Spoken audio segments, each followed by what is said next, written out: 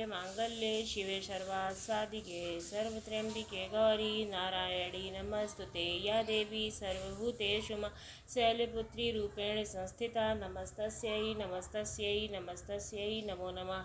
जय माता दी।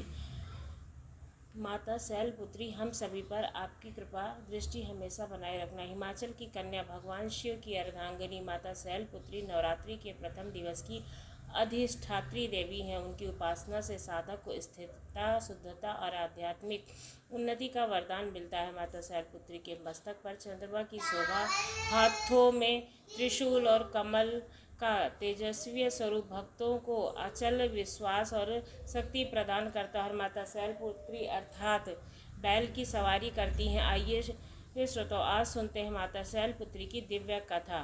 कथा के अंत में आप आरती भी जरूर सुनिएगा। आज की इस कथा को सुनने से पहले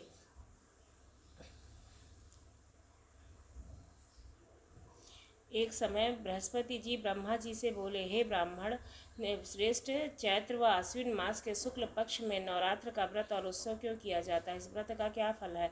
इसे किस प्रकार करना चाहिए?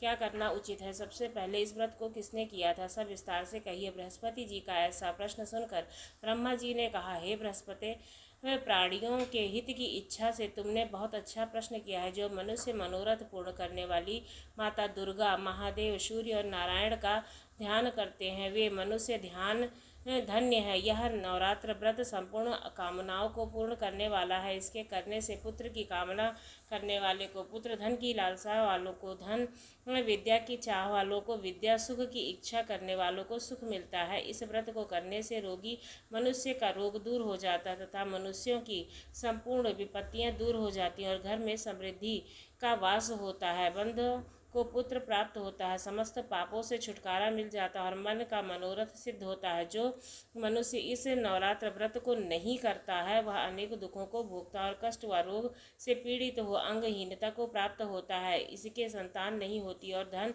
धान्य से रहित होता है। भूख और प्यास से व्याकुल घूमता फिरता है तथा संज्ञाहीन हो जाता है। जो साधवा स्त्री इस व्रत को नहीं करती वह पति सुख से वंचित हो नाना दुखों को भोगती रहती है।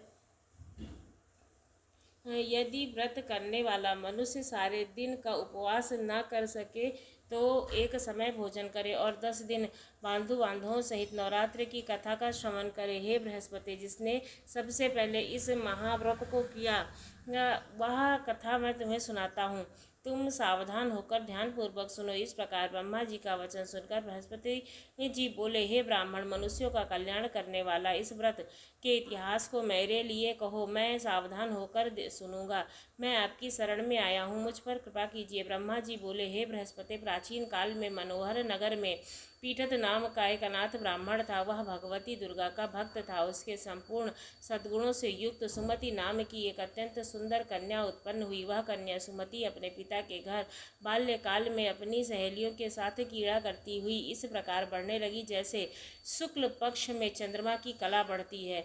उसका पिता प्रतिदिन जब दुर्गा माता की पूजा करके होम क्रिया करता तो उस समय नियम से वह उपस्थित रहती। एक दिन सुमति अपनी सखियों के साथ खेलने में वन लग गई और भगवती के पूजन में उपस्थित नहीं हुई। उसके पिता को पुत्री की ऐसी असावधानी देख करके अत्यंत क्रोध आया और वह अपनी पुत्री को कहने लगा, अरे दुष्ट पुत्री, आज तूने भगवती का पूजन नहीं किया है, इस कारण मैं किसी कुष्ठ रोगी का दरिद्र मनुष्य के साथ तेरा विवाह करूंगा। पिता का ऐसा वचन सुनकर सुमति को बड़ा ही दुख हुआ। वह पिता से कहने लगी, हे पिताश्री, मैं आपकी कन्या हूँ तथा सब तरह से आपके अधीन हूँ। जैसी आपकी इच्छा हो वैसा ही कीजिए।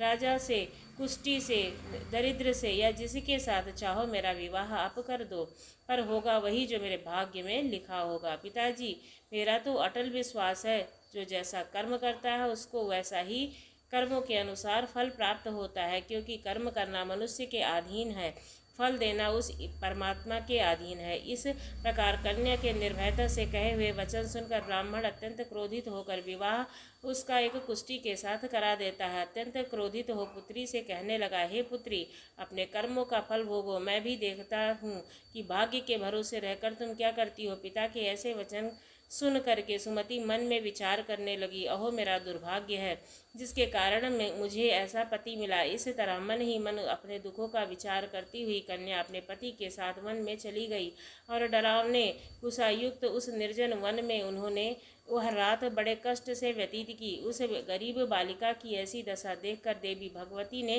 पूर्व पुण्य के प्रभाव से प्रकट होकर सुमति को कहा, हे दीन ब्राह्मणी, मैं तुझसे अत्यंत प्रसन्न हूँ। तुम जो चाहो सो वरदान मांगो। भगवती दुर्गा का यह वचन सुनकर ब्राह्मणी ने कहा, आप कैसे हैं, कौन हैं, यह सब मुझसे कहिए। ब्राह्मणी का ऐसा वचन सुनकर देवी ने कहा, मैं यदि शक्ति भगवती हूँ, मैं ही ब्रह्म विद्या या सरस्वती हूँ। प्रसन्न होने पर मैं प्राणियों का दुख दूर करके उनको सुख प्रदान करती हूँ। हे ब्राह्मणी, मैं तुझ पर तेरे पूर्ण जन्म के पुण्य के प्रभाव से प्रसन्न हूँ। मैं तुझे तुम्हारे पूर्व जन्म का वृत्तांत सुनाती हूँ, सो ध्यान पूर्वक सुनो। तुम पूर्व जन्म में निषाद राज्य की पुत्री थी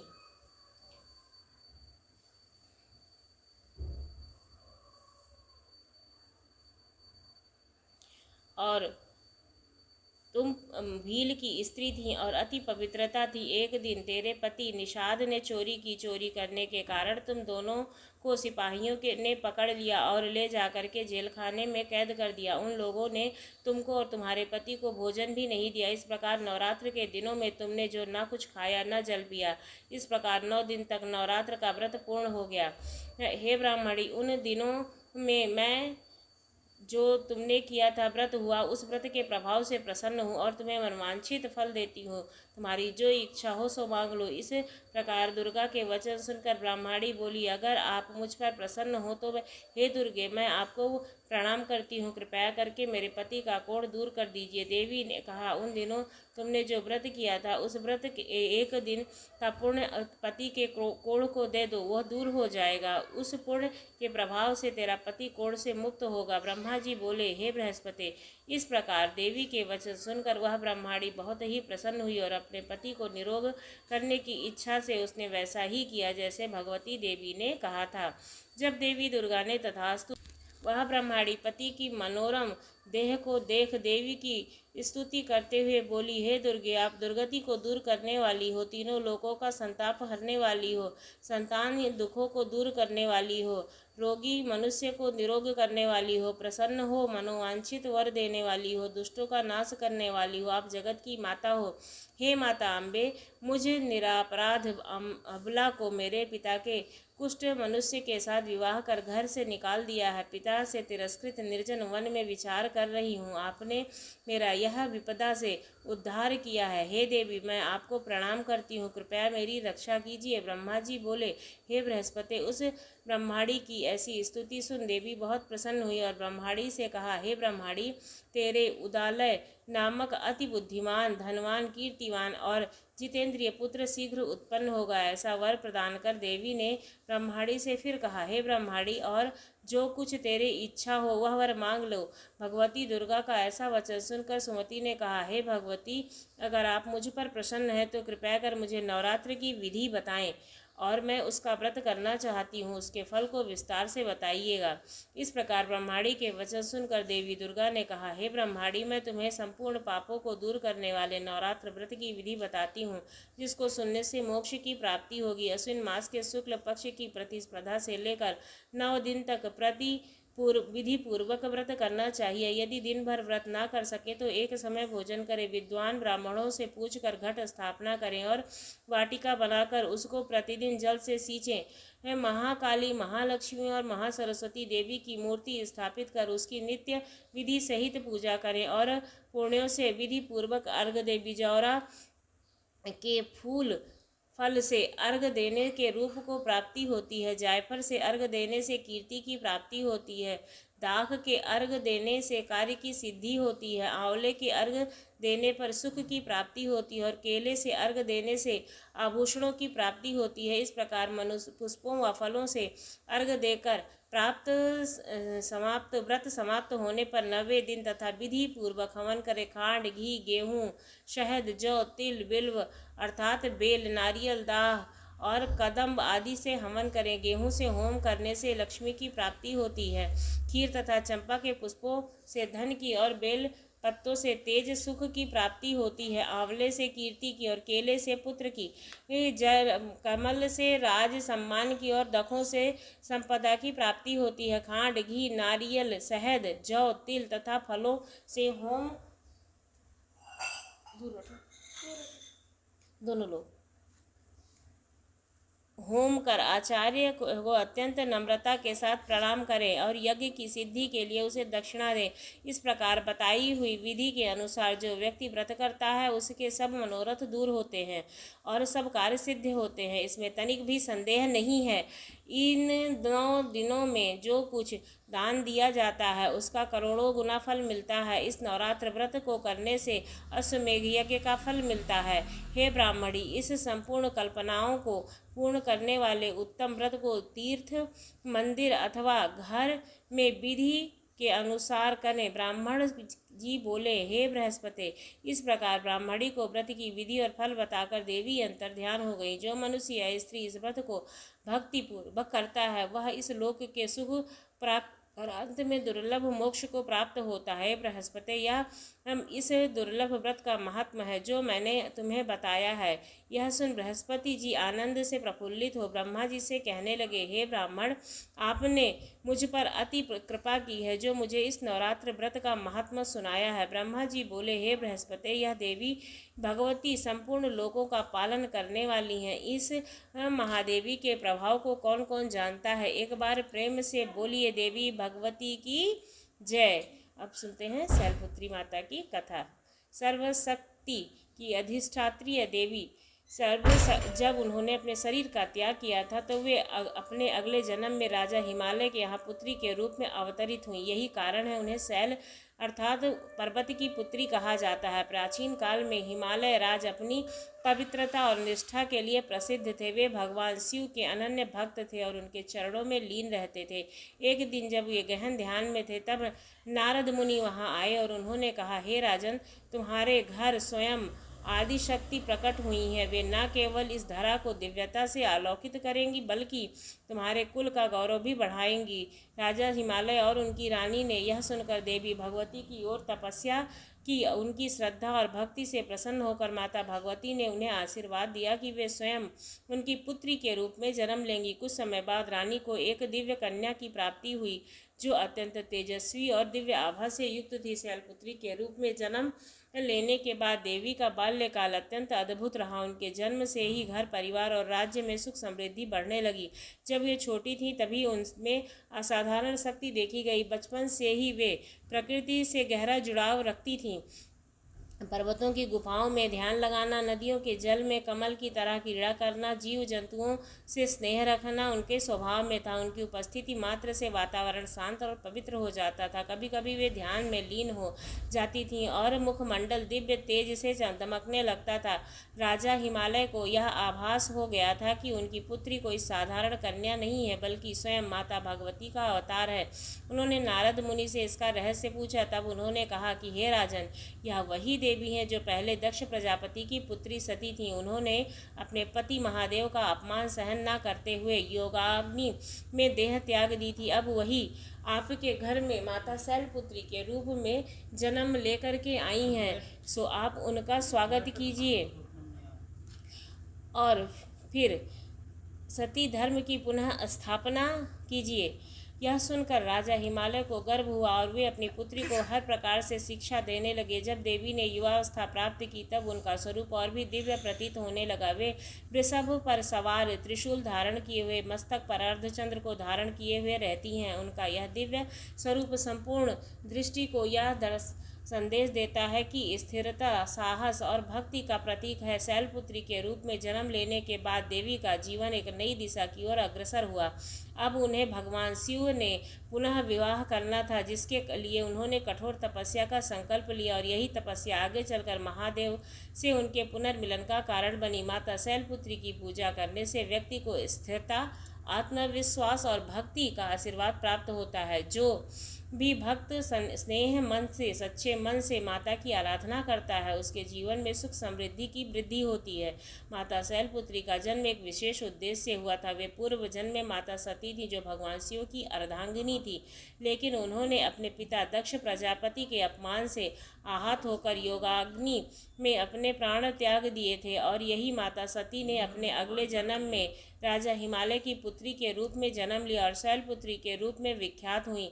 माता सती का जन्म ब्रह्मा जी के पुत्र दक्ष प्रजापति के घर हुआ था। वे बचपन से ही भगवान शिव की आराधना में लीन रहती थीं। कठिन तपस्या के बाद भगवान शिव ने उन्हें अपनी अर्धांगिनी के रूप में स्वीकार किया, लेकिन उनके पिता दक्ष प्रजापति शिव जी को योगवर नहीं मानते थे। इस एक बार दक्ष प्रजापति ने एक भव्य यज्ञ का आयोजन किया, जिसमें सभी देवी देवताओं और ऋषियों को आमंत्रित किया गया, लेकिन भगवान शिव और देवी माता सती को निमंत्रण ही नहीं भेजा गया। जब माता सती को इस बात का पता चला तो वे अपने पिता के घर जाने के लिए उत्सुक हुई। भगवान शिव ने उन्हें समझाया कि बिना निमंत्रण जाना उचित नहीं है, लेकिन माता सती अपने मायके जाने के लिए अडिग रहीं। यज्ञ स्थल पर पहुंचने के बाद माता सती ने देखा वहां भगवान शिव का अपमान किया जा रहा है। दक्ष प्रजापति ने अपशब्द कहे और शिव जी को अयोग्य कहा। यह देखकर माता सती सहन नहीं कर पाई और उन्होंने क्रोधित होकर अपने पिता को उत्तर देते हुए बोली कि हे प्रजापति दक्ष, जिस शिव को समस्त ब्रह्मांड पूजता है, उसके लिए अपशब्द कहकर आप घोर अनर्थ कर रहे हो। अब मैं इस शरीर में एक क्षण भी नहीं रहूंगी। इतना कहकर माता सती ने अपने योगाग्नि में देह त्याग कर दिया था। भगवान शिव यह सब जानकर अत्यंत क्रोधित हुए और उन्होंने अपने गण वीरभद्र को भेजकर दक्ष प्रजापति का यज्ञ विध्वंस करा दिया। माता सती के देह त्याग के बाद भगवान शिव ने उनका मृत शरीर उठाकर संपूर्ण ब्रह्मांड में तांडव किया। यह देखकर सभी देवता भयभीत हो गए। तब भगवान विष्णु ने सुदर्शन चक्र से देवी सती के शरीर को खंड खंड कर दिया, जिससे उनके अंग विभिन्न स्थानों पर गिर गए। यही स्थान शक्तिपीठ कहलाते हैं। अब माता सती को अपने शिव से पुनर्मिलन के लिए एक और जन्म लेना था, जिसके लिए वे इस बार राजा हिमालय के घर पुत्री के रूप में अवतरित हुई और शैलपुत्री के नाम से जाने जाने लगी। राजा हिमालय को नारद मुनि ने भविष्यवाणी की थी कि उनकी पुत्री कोई साधारण कन्या नहीं है, बल्कि स्वयं माता शक्ति का अवतार है।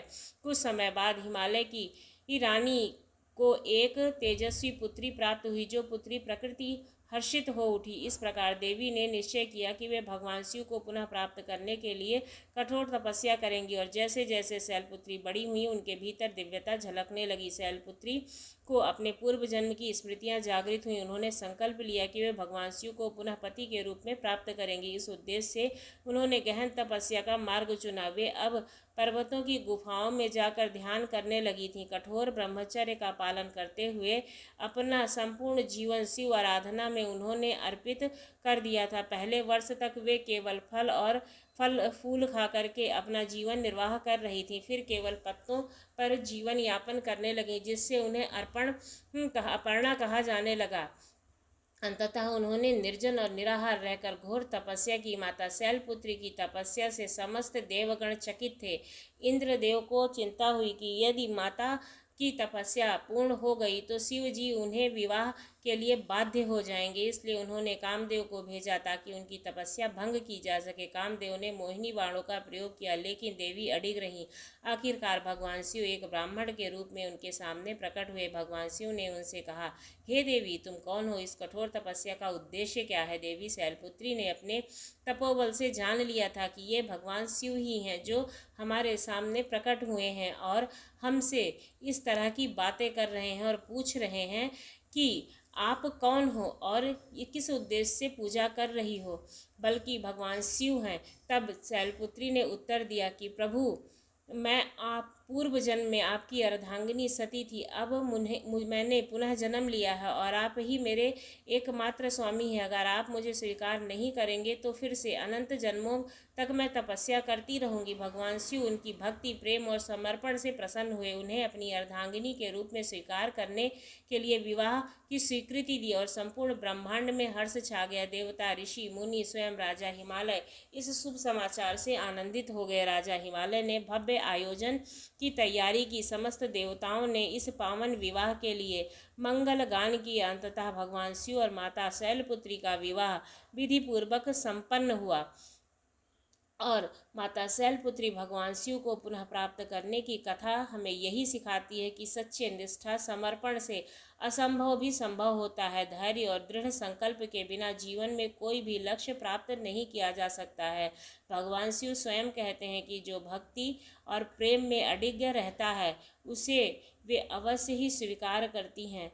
माता शैलपुत्री वृषभ पर सवारी करती हैं और उनका वाहन नंदी बैल का उनके स्वरूप में विशेष महत्व है। देवी शैलपुत्री जो हिमाचल राज्य की पुत्री हैं, उनके साथ नंदी का संबंध केवल वाहन का नहीं बल्कि एक भक्त और आराध्य का है। यह कथा हमें बताती है कि जैसे एक साधारण बैल भगवान शिव का परम भक्त बना, वैसे माता शैलपुत्री के साथ उसका